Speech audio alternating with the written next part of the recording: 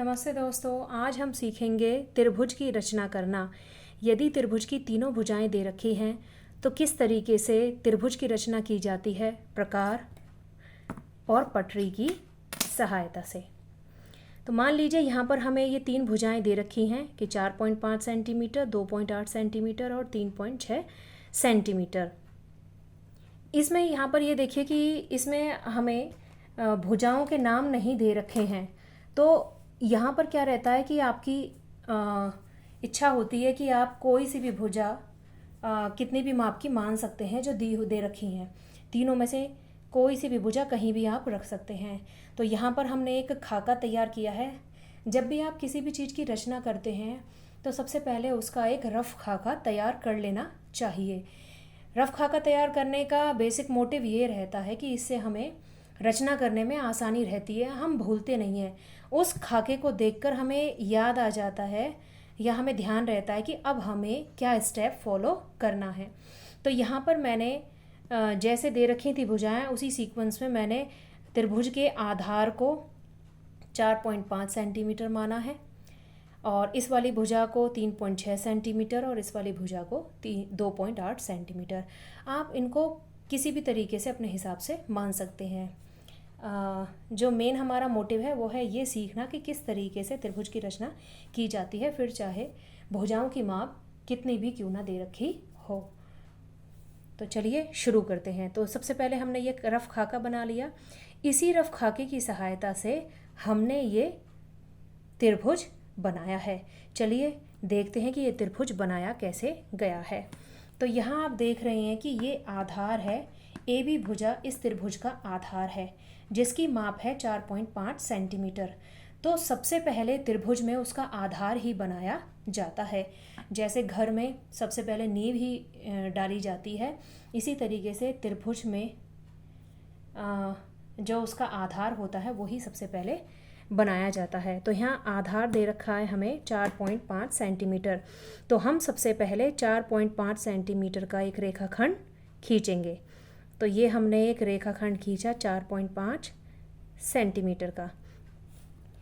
अब हम इसमें साथ के साथ ही जैसे रफ खाके के में हमने नाम दे रखे हैं वैसे ही हम इसमें नाम नोट कर लेंगे और उसकी माप भी नोट करते जाएंगे। अब यहाँ पर हम देख रहे हैं कि ए सी भुजा 3.6 हमने मानी है और बी सी भुजा 2.8 हमने मानी है। अब हमारी इच्छा है चाहे हम ए सी को पहले बना लें चाहे हम बी सी को पहले बना लें। चलिए हम बी सी को पहले बनाते हैं। तो यहाँ पर बी सी की माप दे रखी है 2.8 सेंटीमीटर।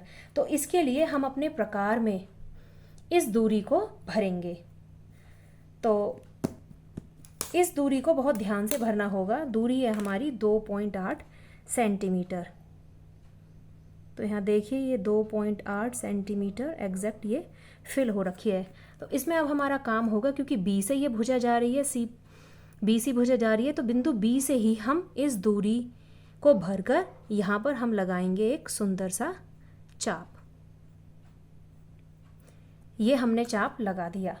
अब हमारा काम होगा, अब ये जो तीसरी भुजा ए सी बची है इसकी दूरी को भी प्रकार में भरकर फिर से ए बिंदु से भी एक चाप लगाना, क्योंकि ये ए सी भुजा है।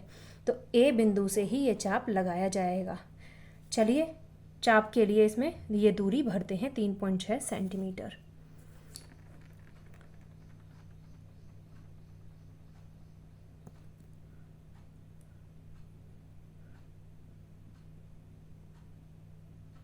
तो देखिए ये हमारी दूरी भर गई है। अब हम इस ए बिंदु से और इसी पहले चाप को कट करते हुए एक चाप लगाएंगे। ये हमने चाप लगाया। तो जैसे ही ये चाप लगा तो हम देख रहे हैं कि इन दोनों चापों को जैसे ही हमने बनाया तो इन दोनों चापों ने आपस में एक दूसरे को इस बिंदु पर यहाँ पर कट किया। तो ये जो बिंदु है ये हमने ध्यान से देखकर ये बिंदु हमने डार्क कर लिया। ये है ये बिंदु।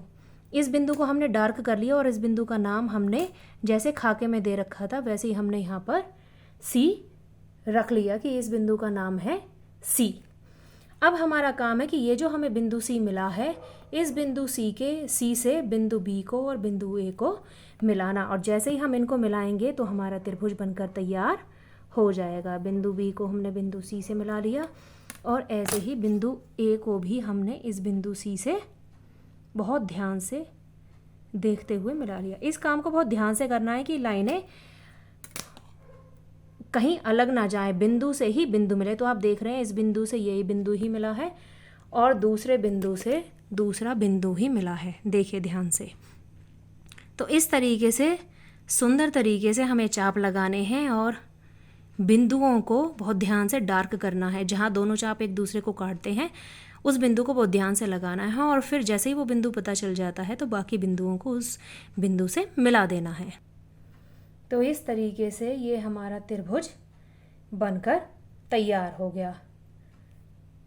तो ये बहुत ही आसान है किसी भी त्रिभुज की रचना करना। तो ये त्रिभुज की भुजाएं दे रखी थी और इस तरीके से हमने त्रिभुज की रचना पटरी और प्रकार की सहायता से कर ली।